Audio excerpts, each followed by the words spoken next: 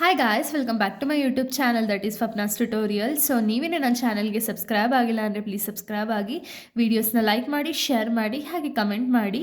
So ಇವತ್ತು ನಾನು ಮಾಡ್ತಿರೋ ಸಬ್ಜೆಕ್ಟ್ ಯಾವುದು ಅಂದರೆ ಫೋರ್ತ್ ಸೆಮ್ BComನ ಒಂದು ರಿಸರ್ಚ್ ಮೆಥಡಾಲಜಿ ಅಂತ ಹೇಳಿ ಒಂದು ಸಬ್ಜೆಕ್ಟ್ ಇದೆ. ಆ ಸಬ್ಜೆಕ್ಟಲ್ಲಿ ಚಾಪ್ಟರ್ 2ನ ಎಕ್ಸ್ಪ್ಲೈನ್ ಮಾಡ್ತಿದ್ದೀನಿ, ರಿವ್ಯೂ ಆಫ್ ಲಿಟ್ರೇಚರ್ ಅಂತ ಹೇಳಿ. ಆಲ್ರೆಡಿ ನಾನು ಚಾಪ್ಟರ್ 1ನ ಎಕ್ಸ್ಪ್ಲೈನ್ ಮಾಡಿ ಅಪ್ಲೋಡ್ ಮಾಡಿದ್ದೀನಿ. ಸೊ ಯಾರೆಲ್ಲ ಆ ವೀಡಿಯೋಸ್ನ ನೋಡಿಲ್ವೋ ಒಂದು ಸತಿ ಆ ವಿಡಿಯೋನ ನೋಡ್ಕೊಂಡು ಬಂದು ಈ ಒಂದು ವಿಡಿಯೋನ ನೋಡಿ, ಬಿಕಾಸ್ ನಿಮಗೆ ಕಂಟಿನ್ಯೂಷನ್ ಅನ್ನೋದು ಪ್ರಾಪರಾಗಿ ಸಿಗುತ್ತೆ ಅಂತ ಹೇಳಿ. ಸೊ ಇದು ಚಾಪ್ಟರ್ 2ನ ಪಾರ್ಟ್ 1 ವಿಡಿಯೋ ಆಗಿದೆ, ಓಕೆನಾ. ಸೊ ಇವಾಗ ನಿಮಗೆ ಚಾಪ್ಟರ್ 2 ನೇಮ್ ಏನು ಅಂದರೆ ರಿವ್ಯೂ ಆಫ್ ಲಿಟ್ರೇಚರ್ ಅಂತ.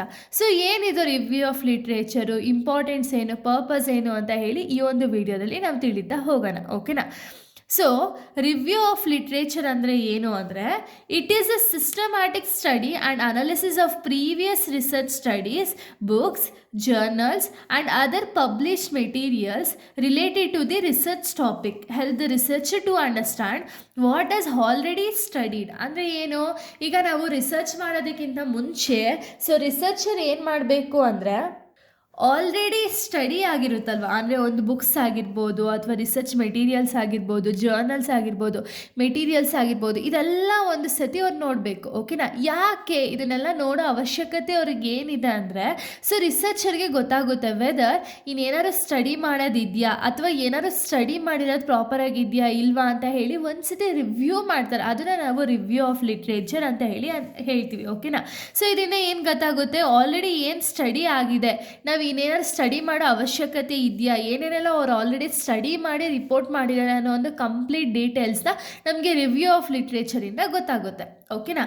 ರಿವ್ಯೂ ಆಫ್ ಲಿಟ್ರೇಚರ್ನ ಒಂದು ಇಂಪಾರ್ಟೆನ್ಸ್ ಏನು, ಯಾಕೆ ಒಂದು ರಿವ್ಯೂ ಆಫ್ ಲಿಟ್ರೇಚರ್ ತುಂಬ ಇಂಪಾರ್ಟೆಂಟ್ ಅಂದರೆ, it helps in understanding existing knowledge on the topic. ಅಂದರೆ ಏನು, ಈಗ ಆಲ್ರೆಡಿ ಯಾರೋ ಒಬ್ಬರು ರಿಸರ್ಚ್ ಮಾಡಿಬಿಟ್ಟು ಒಂದು ಬುಕ್ಸಲ್ಲೋ ಜರ್ನಲ್ಸಲ್ಲೋ ಅಥವಾ ರಿಸರ್ಚ್ ಪೇಪರಲ್ಲೋ ಮೆನ್ಷನ್ ಮಾಡಿರ್ತಾರಲ್ಲ, ಅದರಿಂದ ನಮಗೇನಾಗುತ್ತೆ, ಎಕ್ಸಿಸ್ಟಿಂಗ್ ನಾಲೆಜ್ ಏನಿದೆಯಲ್ಲ ಆ ಟಾಪಿಕ್ ಬಗ್ಗೆ ಅದು ಇನ್ನೂ ಅರ್ಥ ಆಗೋದಕ್ಕೆ ಹೆಲ್ಪ್ ಆಗುತ್ತೆ, ಓಕೆನಾ.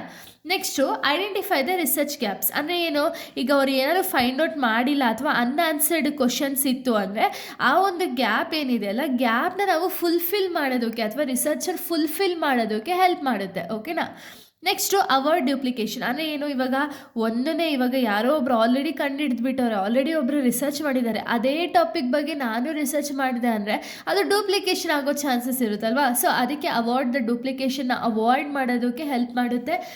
ಅಸಿಸ್ಟ್ ಇನ್ ಸೆಲೆಕ್ಟಿಂಗ್ ಸೂಟೇಬಲ್ ರಿಸರ್ಚ್ ಮೆಥಡ್. ಅಂದರೆ ಏನು, ಯಾವುದು ಬೆಸ್ಟ್ ರಿಸರ್ಚ್ ಮೆಥಡ್ ಅಂತ ಹೇಳಿ ನಮಗೆ ಸೂಟೇಬಲ್ ರಿಸರ್ಚ್ ಮೆಥಡ್ನ ಸೆಲೆಕ್ಟ್ ಮಾಡೋದಕ್ಕೆ ಈ ಒಂದು ರಿವ್ಯೂ ಆಫ್ ಲಿಟ್ರೇಚರ್ ಅನ್ನೋದು ತುಂಬ ಹೆಲ್ಪ್ ಮಾಡ್ತಾ ಹೋಗುತ್ತೆ.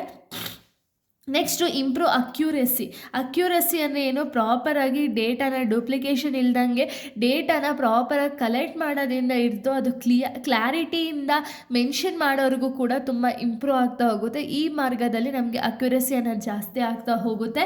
Next provides reference and supporting evidence. ಅಂದರೆ ಏನು, ಇವಾಗ ಜರ್ನಲ್ಸು ಬುಕ್ಸಲ್ಲೆಲ್ಲ ನಾವು ಸ್ಟಡಿ ಅಪ್ ಮಾಡಿದ್ವಿ ಅಂದರೆ ಅಲ್ಲಿ ನಮಗೆ ಒಂದು ರೆಫರೆನ್ಸ್ ಅನ್ನೋದು ಸಿಗುತ್ತೆ, ಹಾಗೆ ಒಂದು ಸಪೋರ್ಟಿಂಗ್ ಎವಿಡೆನ್ಸ್. ಇವಾಗ ನಾನು ಏನೋ ವಾದ ಮಾಡ್ತಿದ್ದೀನಿ ಅಂದರೆ ಅದಕ್ಕೆ ಎವಿಡೆನ್ಸ್ ಕೊಡೋದಕ್ಕೆ ಈ ಒಂದು ಆಲ್ರೆಡಿ ರಿವ್ಯೂ ಆಫ್ ಲಿಟ್ರೇಚರು ತುಂಬ ಹೆಲ್ಪ್ ಮಾಡ್ತಾ ಹೋಗುತ್ತೆ, ಓಕೆನಾ.